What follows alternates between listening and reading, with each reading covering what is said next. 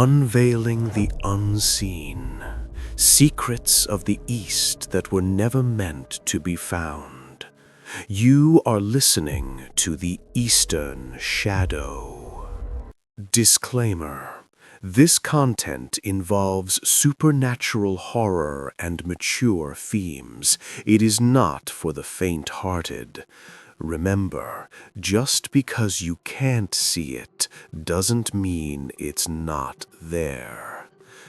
Take a deep breath. Here we go.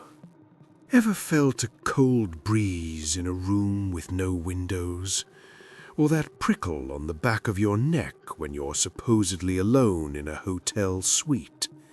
Have you ever wondered why, even in the blistering heat of Bangkok, some rooms just feel heavy? Welcome to the Eastern Shadow, unveiling the unseen, exploring the dark side of Asian folklore. I am your host.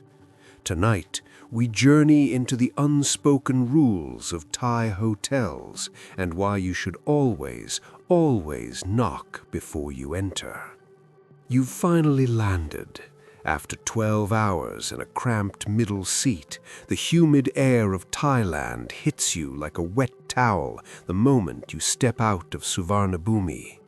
It's brilliant, isn't it? The lights, the smell of street food, the buzz of the city.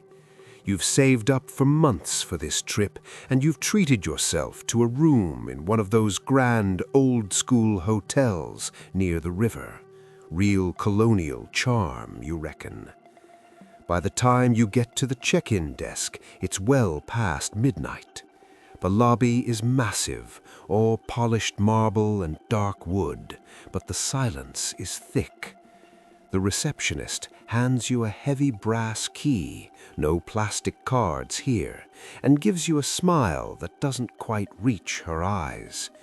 She leans in, her voice barely whisper, and says, "Don't forget to knock, sir, even if the room is empty."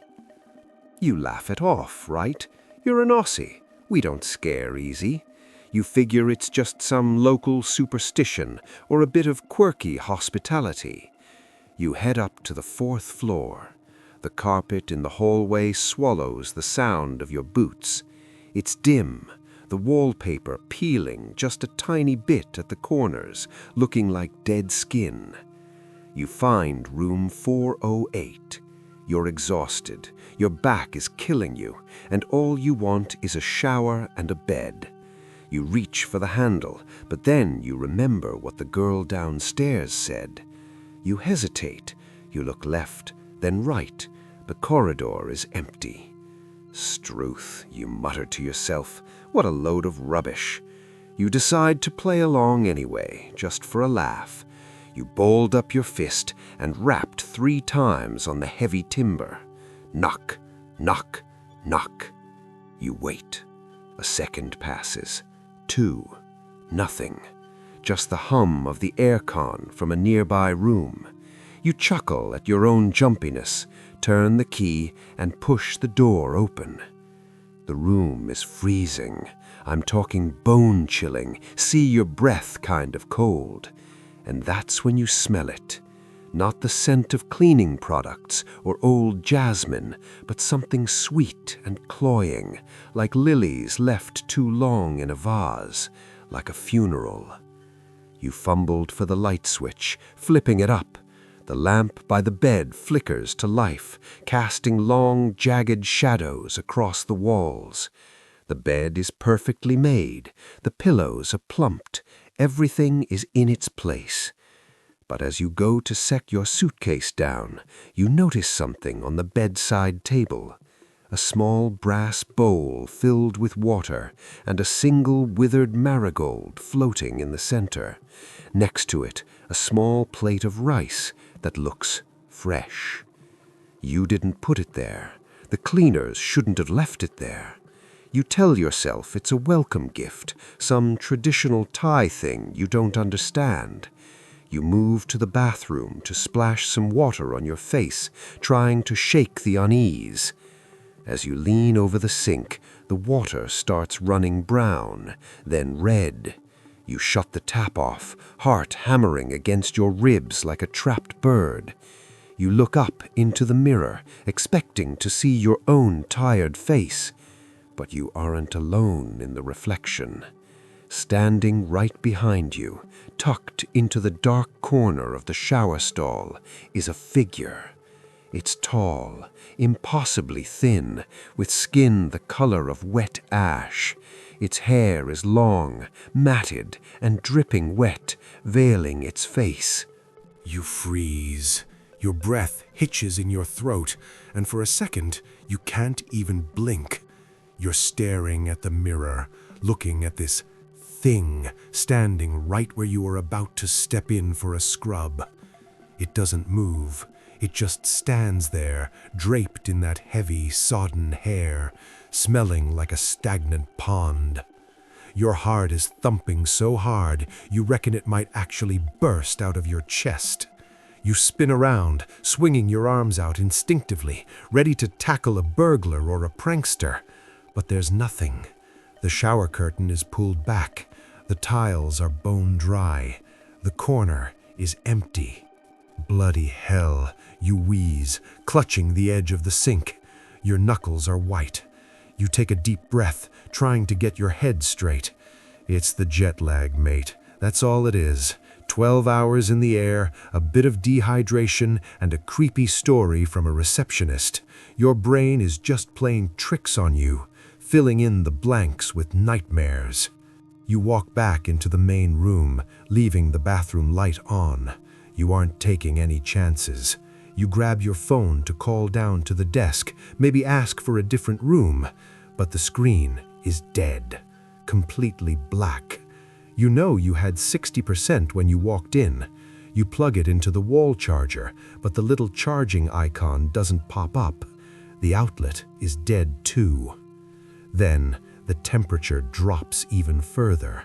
It's not just cold now, it's aggressive. It feels like the air is pressing against your skin, heavy and damp. You look over at the bed. The covers, which were pulled tight enough to bounce a coin off, are now wrinkled. Right in the middle of the mattress, there's a circular depression, like someone or something is sitting right there, watching you. You back away, reaching for the door handle. You've had enough. You'll sleep in the lobby or find a 7-Eleven to hang out in until sunrise. But the handle won't budge. You twist it, pull it, shoulder charge the bloody thing, but it's like it's been welded shut. "Open up!" you yell, your voice sounding thin and frantic in the small room. And that's when the whispering starts. It's not coming from the hallway. It's coming from under the bed.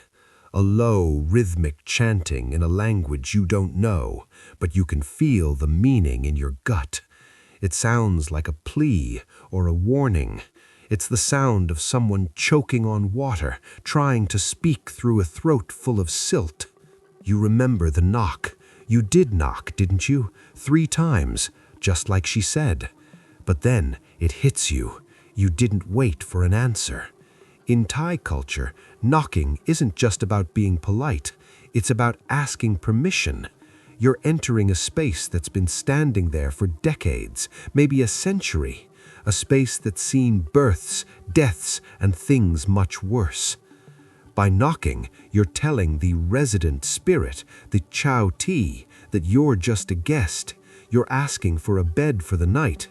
But if you don't knock, or if you don't wait for that gut feeling of come in, well, you're an intruder. And in room 408, the previous tenant isn't ready to check out. The chanting stops. The silence that follows is even worse. It's the kind of silence that feels like it's screaming at you. You're standing there, back against the locked door, eyes darting around the shadows. The bedside lamp starts to flicker again, rhythmic and steady. Dash, dot, dash. It looks like code. Suddenly, the wardrobe doors, those heavy, dark teak doors, creak open, slowly. 1 inch, 2 inches. You see a pale hand, thin as a twig, reach out from the darkness inside. The fingers are long, with nails that look like they've been digging through soil. You're paralyzed. You want to run, but there's nowhere to go. You want to scream, but your throat feels like it's been stuffed with dry cotton. The hand grips the edge of the wardrobe, and a face begins to peer out from the darkness. It's the same one from the mirror, but now there's no glass between you. The hair parts, revealing eyes that are nothing but milky white orbs. No pupils, no soul, just a vast, empty hunger. It doesn't walk, it glides. It moves across the floor with a jerky, unnatural motion, like a broken puppet being pulled by invisible strings. Each movement is accompanied by the sound of wet footsteps on the carpet, even though the floor looks dry. Squish, squish, squish. It stops at the foot of the bed. It's looking right at you. The jaw drops open, wider than any human jaw should be, and a black, viscous liquid starts to spill out onto the white duvet. It's the same smell again, death and stagnant water. You realize then that the brass bowl on the nightstand wasn't a gift, it was an offering, and you didn't acknowledge it. You didn't show respect. To you, it was just a weird bit of decor. To them, it was a bridge. The spirit raises a hand, pointing a trembling finger at the spot on the bed where the depression is. It wants you to stay. It wants to take the place of whatever it lost. You remember the stories now, the ones the locals tell over spicy noodles and cold beer. Stories of the lady in the well who was built over when this hotel was erected in the 20s. They say she doesn't want to be alone in the dark anymore. The lights go out. Not just the lamp, but the bathroom light too. Total, soul-crushing darkness. You can hear its breath now. It's ragged and wet, right in your face. You can feel the cold radiating off its skin, like standing next to an open freezer. "I'm sorry," you whisper, tears stinging your eyes. "I'm sorry, I didn't mean to barge in. Please." A cold, wet palm presses against your cheek. The skin feels like raw fish. You try to shrink away, but the door behind you is solid. The chanting starts up again, but this time it's right in your ear. It's a woman's voice, sobbing and angry all at once. "Stay," she whispers in English, the word distorted and wet. "Stay with me." You feel her other hand wrap around your throat. It's not a violent grip, not at first. It's almost a caress, but it's firm. You can feel the strength in those thin fingers. You try to pry them off, but your hands just pass through hers like she's made of freezing mist. Yet the pressure on your windpipe is very real. You're gasping for air, your lungs burning. You reach into your pocket, searching for anything, a lighter, a pen, a coin. Your fingers wrap around the brass room key. It's heavy and cold. You remember the old folklore. Spirits of the land are bound by certain rules, and metal, especially brass or iron, can sometimes act as a barrier. You jam the key into the space between your neck and her spectral hand. There's a hiss, like water hitting a hot frying pan. The grip loosens for a split second. You don't wait. You turn back to the door handle, gripping the key like a weapon, and you don't just turn the knob. You scream a prayer, an apology, and a curse all at once. The door flies open so hard it hits the wall with a crack. You tumble out into the hallway, sprawling onto the carpet. You don't look back. You scramble to your feet and bolt for the stairs. Forget the lift. You fly down the 4 flights of stairs, your heart hammering a frantic rhythm against your ribs. You burst into the lobby, panting, sweating, looking like a madman. The receptionist is still there. She's sitting perfectly still, hands folded on the desk. She looks up as you skidding across the marble floor. She doesn't look surprised. She doesn't ask if you're okay. She just looks at the clock on the wall. It's 3 a.m., the witching hour. "You didn't wait for the answer, did you, mate?" she asks, her voice flat. You're leaning over the desk, trying to catch your breath. "I want to check out, now. I'll pay the full night. I don't care. Just get me out of here." She sighs, a slow, tired sound. She reaches under the counter and pulls out a small wooden box. It's not that simple. You've brought a piece of room 408 out with you. You look down at your hands. They're shaking, and then you see it. On your right forearm, where the spirit touched you, there are 4 distinct black bruises. They look like finger marks, and they're starting to spread. They're starting to spread, crawling up your skin like ink dropped into a glass of water. You rub at them, scrubbing until your skin is raw and red, but the black marks don't budge. They feel cold. Not just cold to the touch, but a deep, aching chill that feels like it's settling into your very marrow. The receptionist slides the wooden box across the marble. Inside, there's a small coil of white string, the kind the monks use for blessings, and a tiny ceramic bottle. "The Chow tea doesn't like being ignored," she says, her voice as dry as old parchment. "And she definitely doesn't like it when people try to leave without saying goodbye. You've got her scent on you now, mate. To her, you're not a guest anymore. You're a debt that hasn't been paid." You look at the string, then back at her. "What are you talking about? It was just a room. I didn't do anything."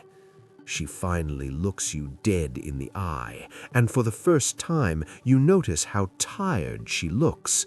Not just end of shift tired, but I've seen this 1,000 times tired. In this country, space isn't just empty air. It belongs to those who were here before the concrete was poured. That hotel room, it was hers before it was yours. You walked in, you didn't wait for her leave, and then you tried to fight her off with brass. You've insulted a lady who's been lonely for 80 years. She gestures to the front doors. You can walk out those doors right now. Go on, head back to the Khao San Road, find a flashy hostel with neon lights and loud music, but she'll be in the shadow of your bunk. She'll be in the reflection of every window you pass. Once they mark you, they follow, until they get what they want. You feel a shiver run down your spine that has nothing to do with the aircon. You look out the glass doors at the street. A lone tuk-tuk idles under a flickering street lamp. The city feels different now, less like a playground and more like a vast, ancient graveyard covered in a thin layer of modern paint. "How do I fix it?" you ask, your voice cracking. She points back toward the stairs. Go back, not to the room. She's too angry now. Go to the spirit house, out the back, by the old banyan tree, the one with the colorful ribbons wrapped around the trunk. You take this string, you tie it to the gate, and you offer her something, something of yours, something you value. "Like what? Money?" She scoffs. "She's dead, mate. What's she going to do with a handful of baht? It has to be something with your spirit on it, something that means something to you." You think about your watch, a gift from your old man when you graduated, or your ring. You nod, clutching the box. You head out through the side exit, the humidity of the Bangkok night wrapping around you like a wet blanket.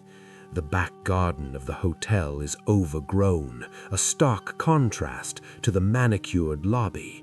The air here is thick with the smell of damp earth and rotting fruit. You find the banyan tree. It's massive, its aerial roots hanging down like the hair of a giant, and nestled in its roots is the spirit house, a miniature ornate temple perched on a pillar. It's covered in small figurines of dancers and elephants, but they're all covered in a fine layer of gray ash. As you approach, the wind picks up, rustling the leaves of the tree. It sounds like 1,000 voices whispering at once. You fumble with the wooden box, pulling out the white string. Your hands are shaking so much you can barely tie a knot. Squish, squish, squish. The sound returns behind you. You don't want to look. You know if you look, you'll see those milky white eyes again, inches from your face. The smell of stagnant water is so strong now, it makes you gag. You can feel the weight of her gaze on the back of your head, heavy as lead. "I'm sorry," you whisper, your voice trembling. "I'm sorry for being a bloody idiot. I'm sorry for the disrespect." You reach into your pocket and pull out your watch. The silver links glint in the moonlight. You set it down on the tiny porch of the spirit house, right next to a bowl of dried-up red Fanta. You take the ceramic bottle from the box. It's full of holy water, and you pour it over the watch, let it drip onto the roots of the tree. The whispering stops instantly. The air goes dead still. You stand there for a long time, eyes shut tight, waiting for the cold hand on your shoulder or the wet breath in your ear, but nothing happens. The oppressive weight, that feeling of being hunted, slowly starts to lift. You open your eyes. The watch is still there, but the black marks on your arm, they're gone.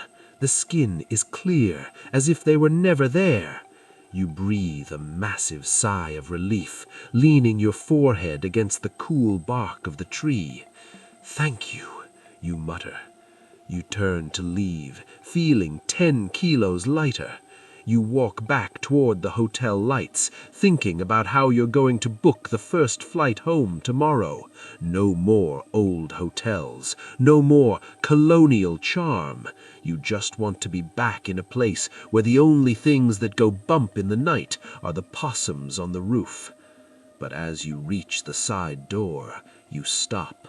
You feel a sudden sharp tug on your shirt. You look down.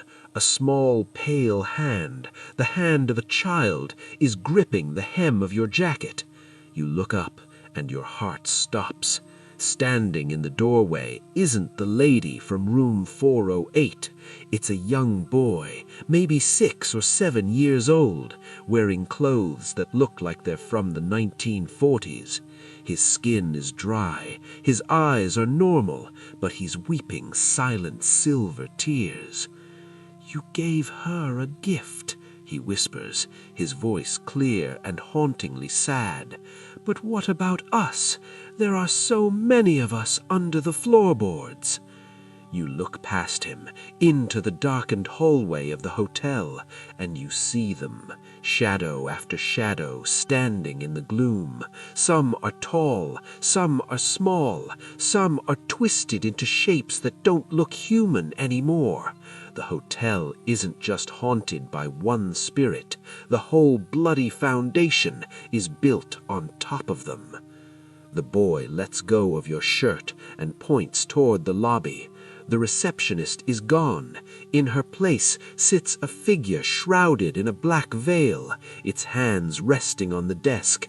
They aren't hands anymore, just bleached white bone. "The rule isn't just about knocking," the boy says, his voice fading as he begins to dissolve into the shadows.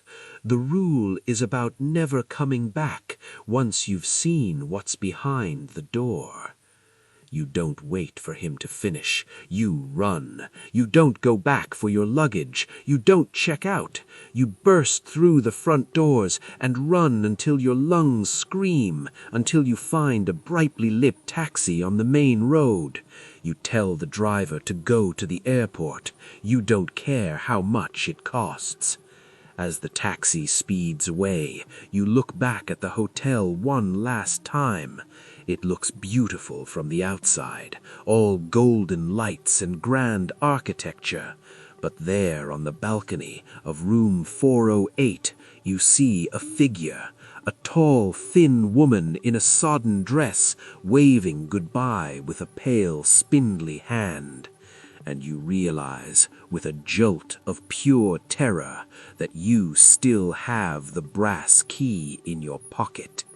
You've kept a piece of the room, and as the old saying goes in Thailand, if you take something from the spirits, they'll eventually come to collect what's theirs. Thank you for joining me in the darkness tonight. If you ever find yourself in a far-off land, standing before a door that feels a little too heavy, remember, some secrets are better left behind the timber. Always knock, always wait, and never, ever take the key home. I am your host, and this has been The Eastern Shadow. If you enjoyed this journey into the macabre, consider subscribing and sharing your own encounters in the comments below. We'd love to hear your stories, if you're brave enough to tell them. Until next time, keep your lights on and watch your shadow. It might just be moving on its own. Good night.